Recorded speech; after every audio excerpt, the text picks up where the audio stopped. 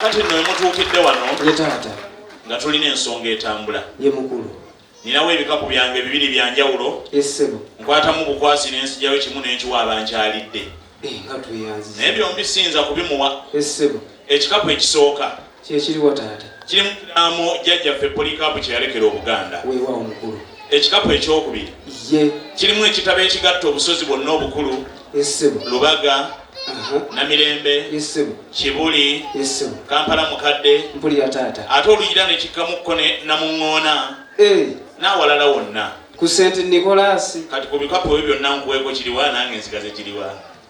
mukulu ebikapu byonna nandibyetaaze Otyo nengayo kuli kulondako weewaawo. kantwale kyajjaffe Polycarp Kakooza kye yakira Obuganda. Lwaki mulenzi gwe? Ekisooka mmanyi okwasanguza bwino. Otyo Ekyokubiri ensi buli omu akolera kufunamu ayinza okuba yannaamira akataasa k'ettaka.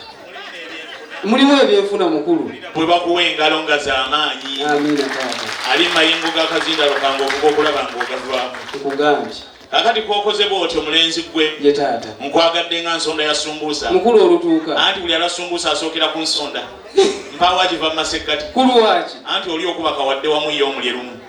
Kakati kkiriza ye taata abeewange eno bassebo ne bannyabo nammwe tugolokoke tuyeyereze abaana balinga bwe bakoze n'ekyengulu wonna tugolokoke. Omulenzi nga bw'olamudde bw'otyo ye taata wano we wazze ye ssebo naffe tukkiriza nti ekikapu kye watulekedde kitugwanira weewaawo mukulu kubanga tuli bakkiriza ddala mu ddiini.